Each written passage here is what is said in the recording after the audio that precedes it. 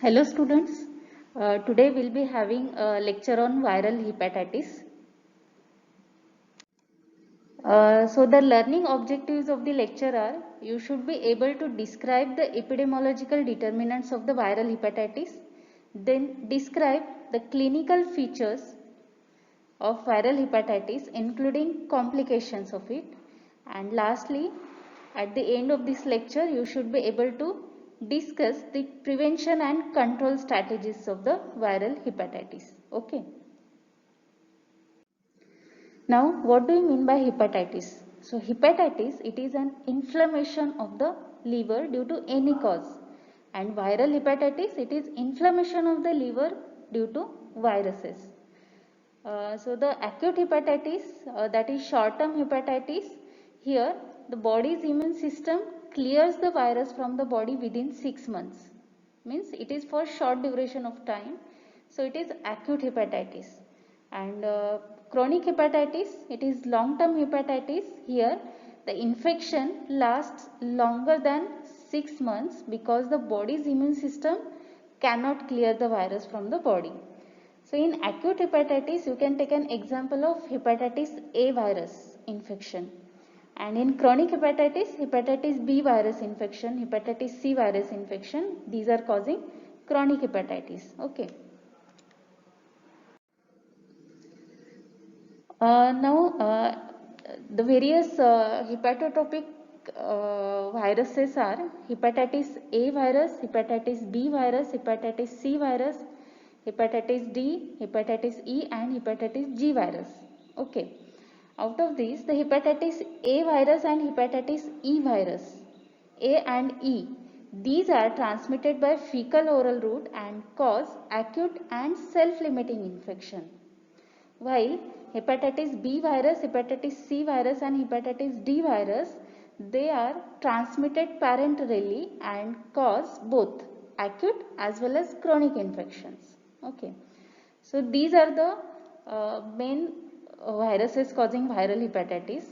So other viruses are also there which cause the hepatitis like cytomegalovirus, then Epstein-Barr virus, yellow fever virus, then rubella virus, again varicella virus, herpes simplex virus, adenovirus. These all also cause the hepatitis, but the hepatitis A, B, C, D, E and G, these viruses primarily replicate in the liver. So, we are going to study the viral hepatitis because of these viruses. Okay.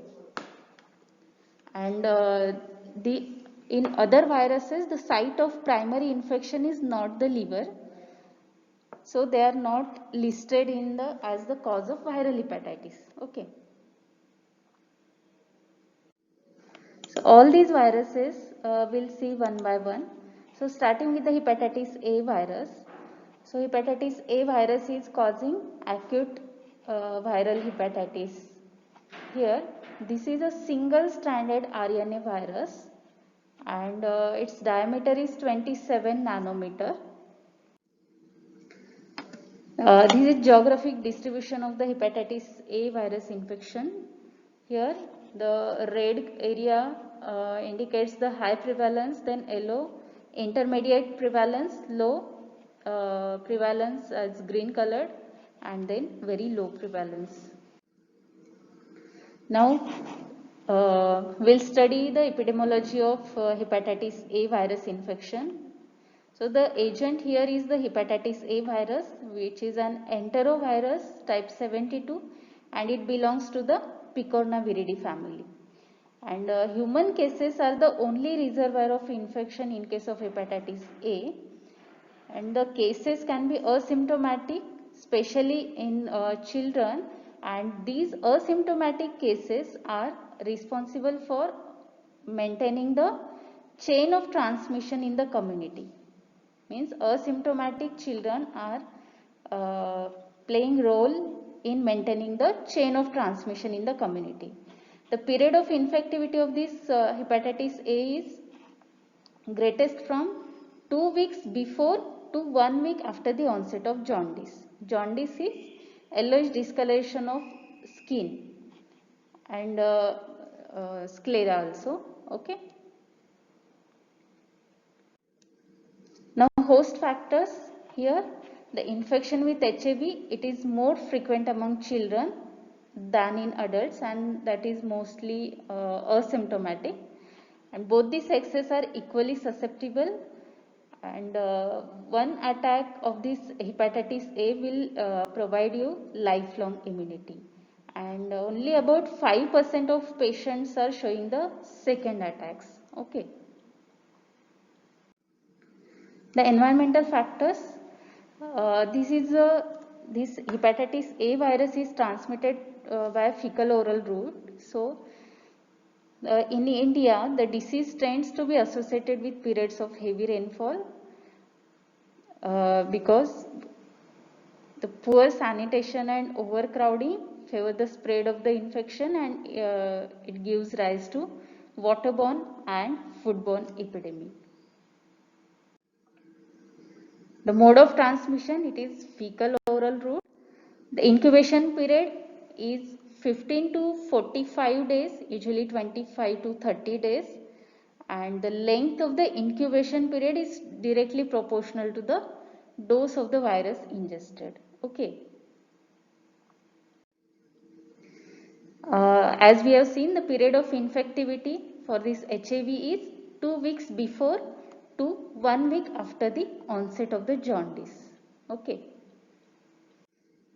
Now, what are the symptoms of hepatitis A virus infection? So, the all GI tract in symptoms, you can say nausea, loss of appetite, vomiting, fatigue, fever, dark urine is there, pale stool, jaundice, stomach pain and side pain may be there.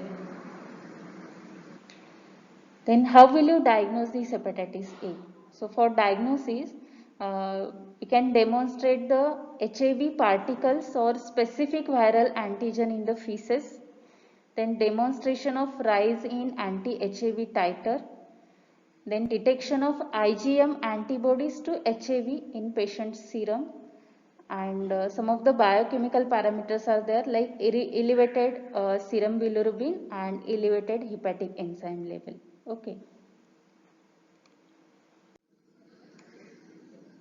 So here the IgM antibodies, as you can see here, this one, this blue line IgM antibody, they appear early in the illness. They are appearing early in the illness, usually 5 days prior to the onset of the symptoms, and persist for a limited time, usually 3 to 4 months after the onset.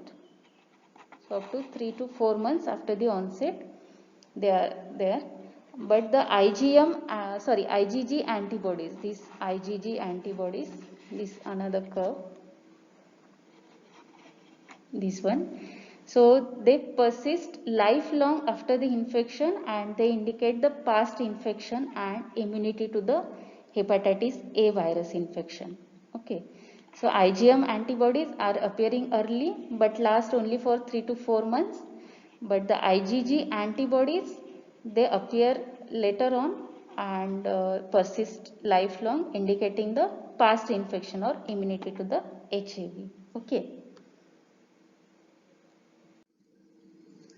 Now, coming to the prevention and control of hepatitis A, as it is transmitted by fecal oral route, good personal hygiene, then high quality standards for public water supplies, and proper disposal of sanitary waste, these are the preventive measures. So, for water supply, the water treatment and distribution system should be improved, and chlorinating the water is the main choice. Here 1 milligram per liter of free residual chlorine will help to destroy the virus in 30 minutes at pH of 8.5 or less. Okay. Then maintain sanitation like disinfection of feces and fomites. For this we can use 0.5% of sodium hypochlorite. Then maintain personal hygiene like the persons who are cooking, like cooks and housewives, they should wash their hands after defecation and before handling food, like before cooking or before consuming the food.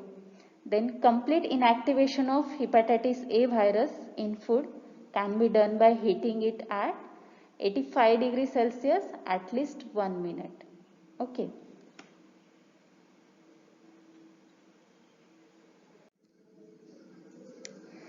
Now for susceptible population, we can provide passive immunization, like immunoglobulins are there, and these are recommended for post-exposure prophylaxis for unvaccinated persons who are exposed to HIV. So here we are giving 0.02 ml per kg of immunoglobulins as soon as possible, but not more than 2 weeks after the last exposure. Okay, means within 2 weeks of exposure we have to give immunoglobulins, and these immunoglobulins are recommended for susceptible persons who are traveling to highly endemic areas, then close personal contacts of the patients with HIV, and for the control of outbreaks in institutions also. Okay. Now coming to the vaccines. So the vaccines are given parenterally, especially intramuscular route, as a 2-dose series 6 to 18 months apart. And the dose of vaccine, vaccination schedule and age for which the vaccine is licensed, it varies from manufacturer to manufacturer. And no vaccine is available for children for less than 1 year of age. So no HIV vaccine for less than 1 year of age. Okay. Now one more type of vaccine is there, that is combination vaccine, where it contains the inactivated hepatitis A and recombinant hepatitis B vaccine. And the schedule for this is 3-dose series, that is 0, 1 and 6 months schedule, just like hepatitis B vaccine schedule. Okay. So this completes the hepatitis A virus infection. Okay. Now starting with the hepatitis B virus infection. So this is one of the major public health problem in India. Almost more than 2 billion people are infected worldwide, and 350 million are suffering from chronic hepatitis B infection. And in India, the point prevalence of hepatitis B virus is 2.1%. So starting with the epidemiology, the agent for the hepatitis B, it is a DNA virus originally known as DEN particle. So there can be one MCQ. So HBV is a DNA virus also known as DEN particle. This HBV occurs in 3 morphological forms in the serum of the patient. So first form is small spherical particles with an average diameter of 22 nanometer. Second one, tubules of varying length and diameter. And third one, the DEN particle, which corresponds morphologically to the hepatitis B virus. So 3 morphological forms of the HBV are small spherical particles, tubules and DEN particle. Okay. This HBV belongs to the Hepadna-viridae family, and it is a double-stranded DNA virus with diameter of 42 nanometer. There is one outer surface envelope, that is HBS antigen, and 2 hexagonal cores are there, like HBC antigen and HBE antigen. So this HBE antigen is a marker of viral replication. Okay. And this HBS antigen is a surface antigen, and HBC antigen is a core antigen. Okay. This is geographical distribution of chronic HBV infection. Here, if the prevalence is more than 8%, it is high prevalence area, then 2 to 7% intermediate prevalence area, and less than 2% is low prevalence area. Okay.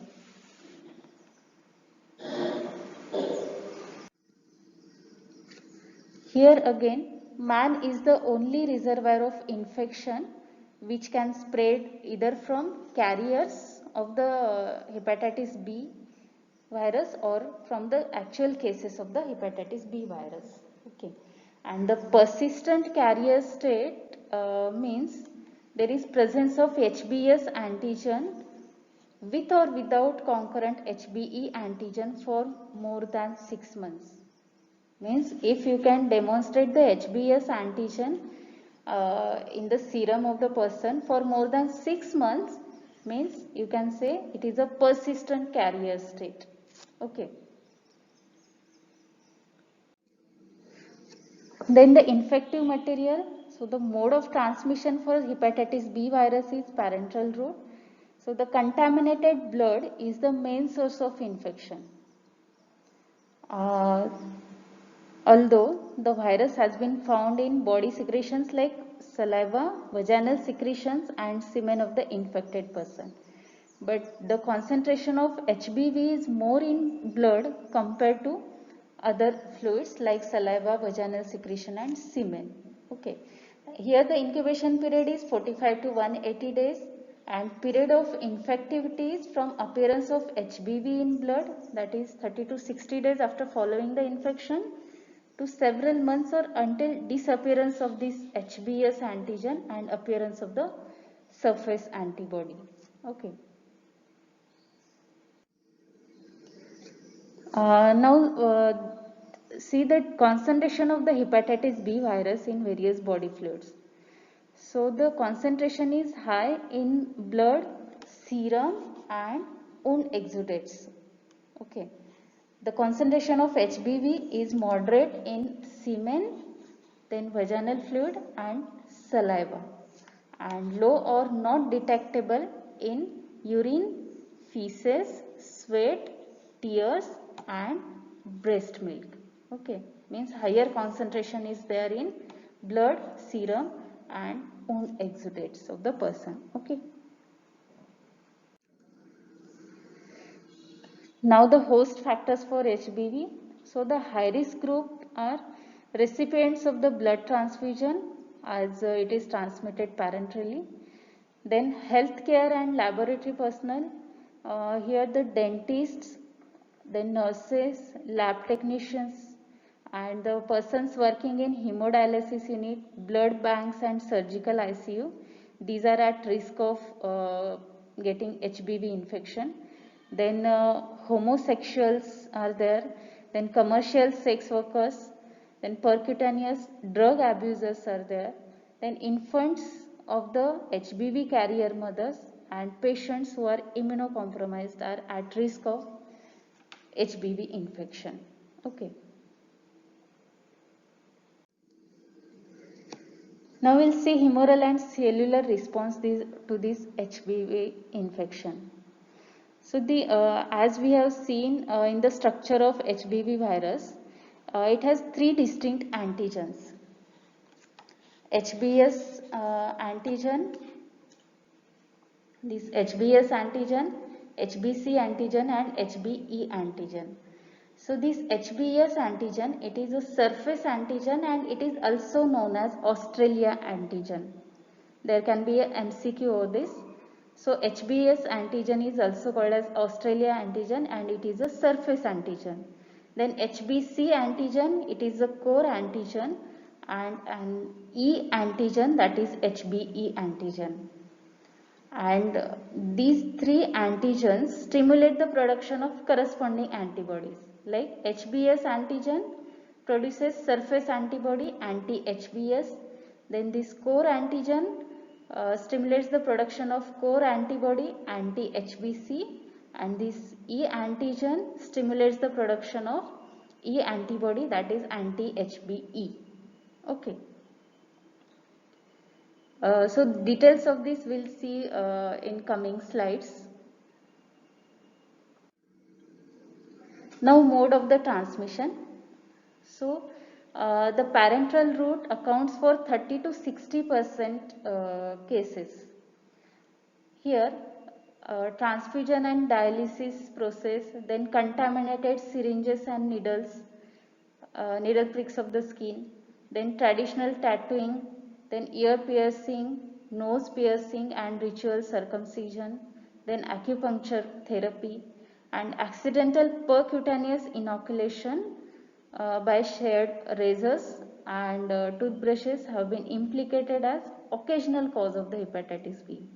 So these are the ways how the HBV can spread parenterally in 30 to 60% of the cases.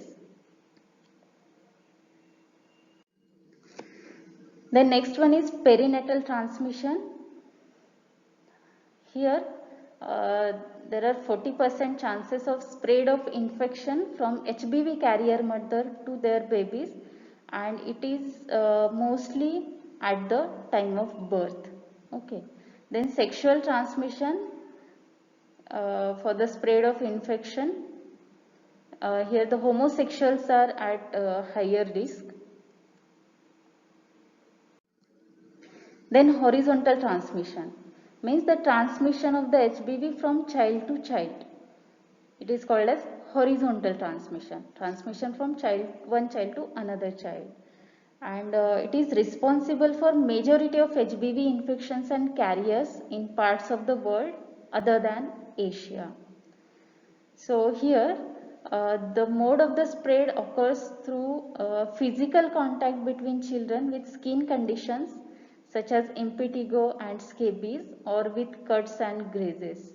Because as we have seen, the concentration of HBV is higher in blood, serum and in wound exudates also. So this may be the cause for this horizontal transmission. Okay.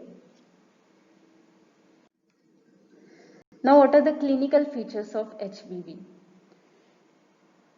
Here the chances of development of symptomatic illness is directly related to the age. So there can be asymptomatic cases also. Here the onset is insidious with malaise, weakness and anorexia. Then in 5 to 10% of patients, serum sickness like syndrome occurs, like arthralgia, arthritis, rash and angioedema may be there. And in 30% adults with icteric hepatitis, jaundice develops within 1 to 2 weeks after onset of illness. Then dark colored urine, clay colored stool may appear 1 to 5 days before onset of the clinical jaundice. And again here liver enzymes may be elevated prior to the onset of jaundice. Okay. Now what are the complications of HBV? So these are fulminant viral hepatitis, acute pancreatitis, then chronic active hepatitis, macronodular cirrhosis, then carrier of HBV and primary hepatocellular carcinoma may occur. Okay. Now next one is diagnosis of HBV. So here if there is acute attack, means if there is acute hepatitis, there are elevated levels of serum bilirubin and elevated hepatic enzymes. And again we can demonstrate antigen and antibody markers in serum of the patient. Okay. Here in this figure we will see the humoral and cellular response.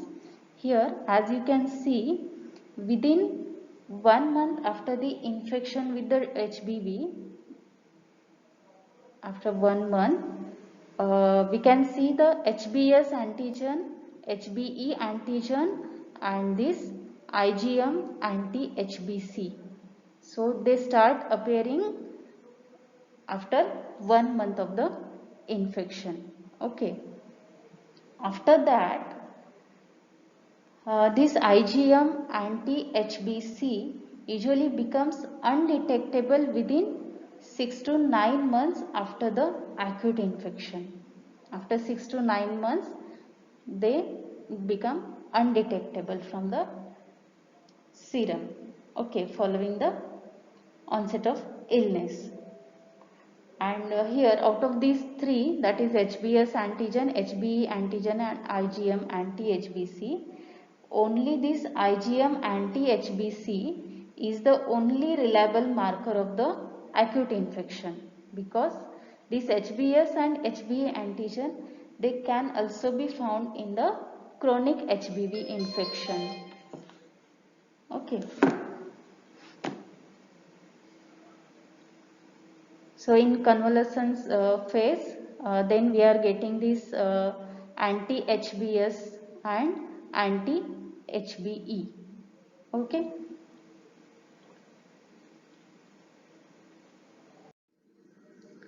So for the serological markers of hepatitis B, what is the epidemiological implication? So first one is hepatitis B surface antigen. It is HBs AG antigen.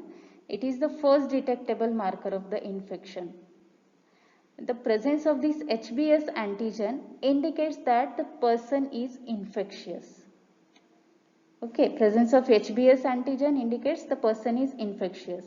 Next serological marker is anti-HBs, that is hepatitis B surface antibody. So, its presence indicates that the person has recovered from and he has immunity to hepatitis B. Okay, and again one more thing, this anti-HBs also develops in a person who has been successfully vaccinated against hepatitis B. Means if hepatitis B surface antibody is there, means either the person is has recovered from the infection, or he has been successfully vaccinated against the hepatitis B. Okay. Next serological marker is total hepatitis B core antibody. So presence of this indicates the previous or ongoing infection with hepatitis B. Next marker is IgM antibody to hepatitis B core antigen, that is IgM anti-HBC. It indicates recent infection with the virus within means for less than or equal to 6 months. Okay. Next is hepatitis B envelope antigen, that is HBE antigen, and the positive HBE antigen test indicates that the virus is replicating and the infected person has high level of hepatitis B virus. HBE antigen indicates the virus is replicating and the infected person has high level of hepatitis B virus. Then last one is hepatitis B envelope antibody, that is HBE antibody. Its presence indicates that non-infectivity and long-term clearance of the virus. Okay. So there can be MCQs on these serological markers and their epidemiological importance. Okay.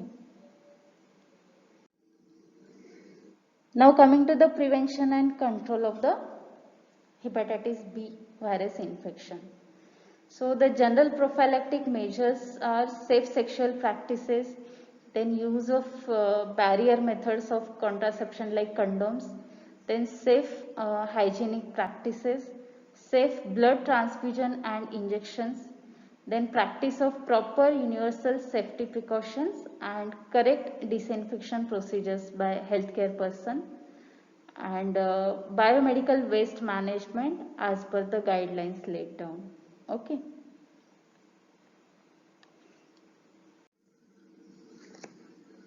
Now next method of prevention is immunization using hepatitis B vaccine and hepatitis B immunoglobulins. So the hepatitis B vaccine, there are two types of hepatitis B vaccine. One is plasma derived vaccine and second one is recombinant DNA yeast derived vaccine. This plasma derived vaccine is based on the surface antigen, that is HBs antigen, and this is harvested and purified from plasma of human carriers of the hepatitis B virus.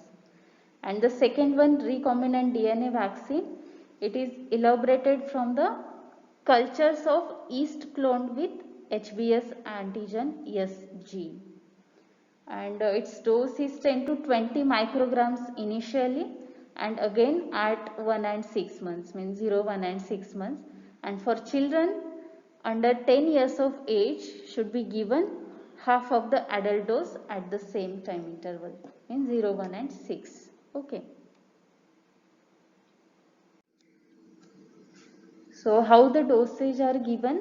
So for adults we are giving 1 ml intramuscularly in the deltoid muscle, and the schedule is 0, 1 and 6 months. Means 3 dose regimen we are giving, 0, 1 and 6 months, 1 ml intramuscularly for adults. For children less than 10 years of age we are giving at the same schedule, that is 0, 1 and 6 months, but the dose is half of the adult dose. Means in adults we are giving 1 ml, but for children we will give 0.5 ml intramuscularly in the anterolateral aspect of the thigh. For adults we are giving in deltoid muscle, and in children we are giving in anterolateral aspect of the thigh.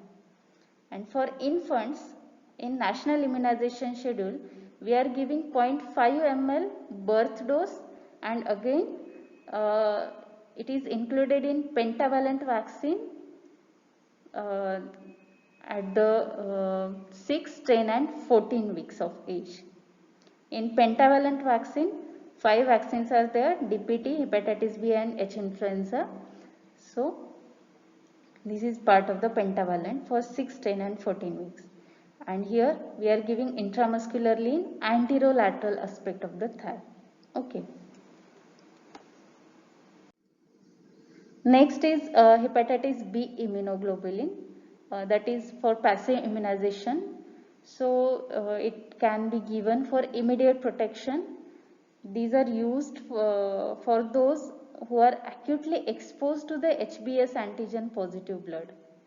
Like surgeons are there, nurses and lab workers, then newborn infants of the carrier mothers, for them also we will give hepatitis B immunoglobulins. Then sexual contacts of acute hepatitis B patient, and for the patients with liver transplantation to protect them from recurrent HBV infection. And remember, the HBIG should be given as soon as possible after an accidental inoculation, means within 6 to 48 hours we have to give it. Okay.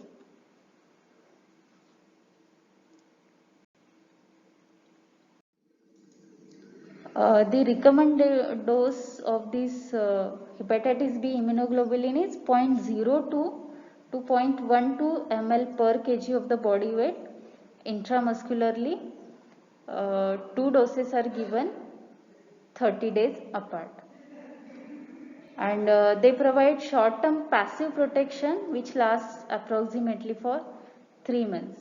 Again, one more type of immunization is there, that is passive active immunization. Here simultaneously we are giving hepatitis B immunoglobulin and hepatitis B vaccine, and it would be more efficacious than giving only the hepatitis B immunoglobulins. Okay. Now some of the other measures of prevention are like all blood donors should be screened for HBV infection. Then next one is voluntary blood donation should be encouraged because the purchased blood has shown a higher risk of post-transfusion hepatitis. Then health person should be made alert to the importance of adequate sterilization of all the instruments and to the practices of simple hygienic measures.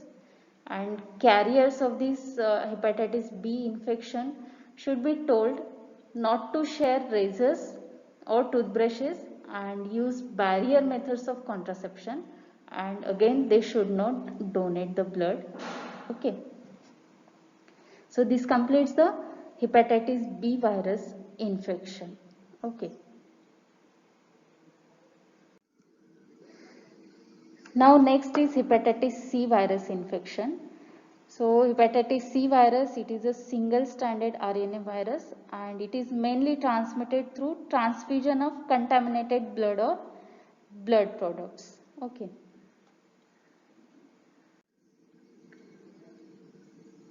Here 50% of the cases of this hepatitis C, these are related to intravenous drug users who share the needles, and risk of sexual and vertical transmission is very low in case of hepatitis C virus infection.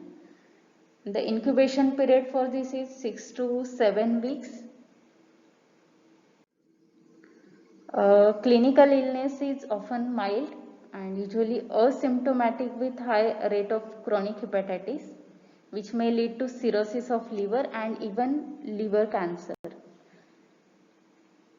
And it may take as long as 20 years to develop into liver cancer and is more likely to do so in men compared to women, and again in alcohol consumers. Okay.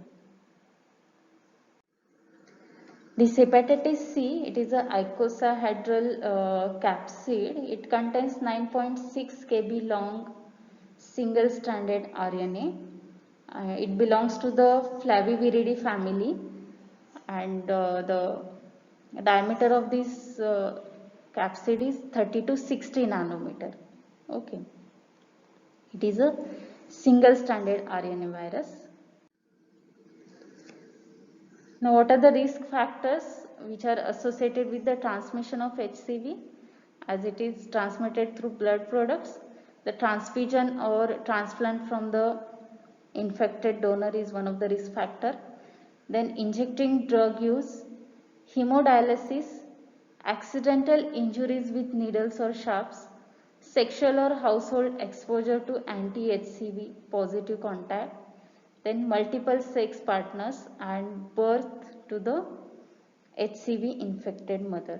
These are the risk factors associated with transmission of HCV. Now, prevention of hepatitis C. Remember, there is no vaccine for the hepatitis C virus infection. For hepatitis A and B, we have seen the vaccine, but for hepatitis C virus, there is no vaccine. So, for prevention, the measures are like screening of the blood, organ and tissue donors, then high risk behavior modification like promotion of behavior change among general public and healthcare workers, then infection control practices in healthcare setting, blood and body fluid precautions, and virus inactivation of the plasma derived products. Okay. In India, the screening for HCV has been made mandatory for all the blood banks from 1st of July 1997. Means every blood product is screened for hepatitis viruses. Okay. Now for the treatment, we can use interferon and ribavirin. So interferon, here the response rate is around 50%, but the 50% of respondents will relapse upon withdrawal of the treatment. So, if we use ribavirin and interferon in combination, so it is more effective than only using interferon. Okay.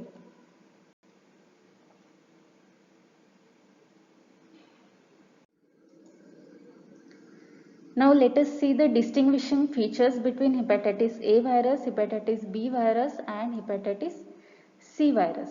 Okay. So the symptoms of initial infection, usually they are same in all the hepatitis infection. Some may be asymptomatic, then eyes or skin may turn yellow, like means jaundice, then loss of appetite may be there, nausea, vomiting, fever, stomach or joint pain, then fatigue and dark urine or pale bowel movements. Then in chronic infection, as we have seen, hepatitis A virus is causing acute infection and there is no chronic disease. But in hepatitis B and C virus, in hepatitis B 10% cases are chronic, and in hepatitis C 85% of cases may cause chronic infection.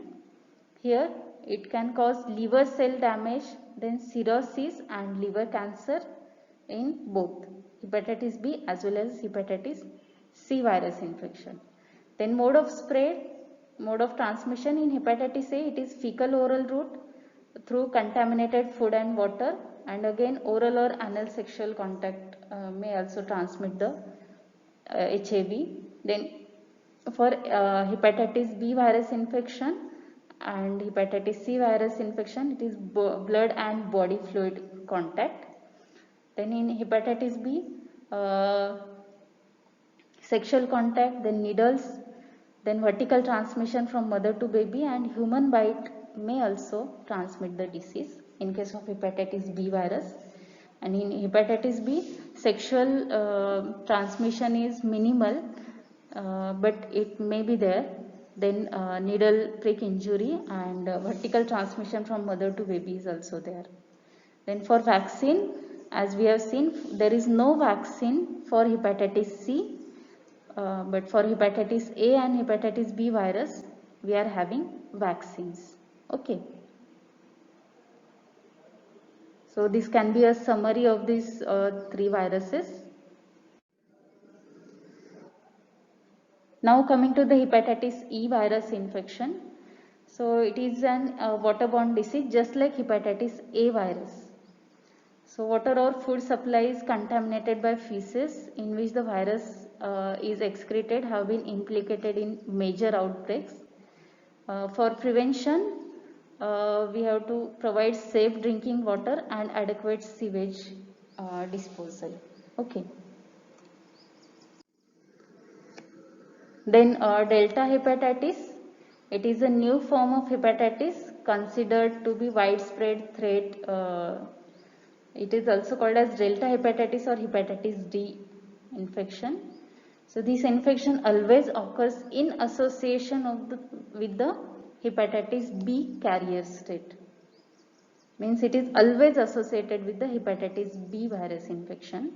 So mode of the transmission of this infection, its prevention and control, these are identical to those for the hepatitis B, just we have seen. Okay. And again one more thing, immunization against hepatitis B will also give protection against this delta infection also. Okay. This is geographic distribution of this HDB infection. So this completes the viral hepatitis. Just to summarize, we have seen all the hepatotropic viruses, their epidemiology, then clinical features, their diagnosis and prevention and control.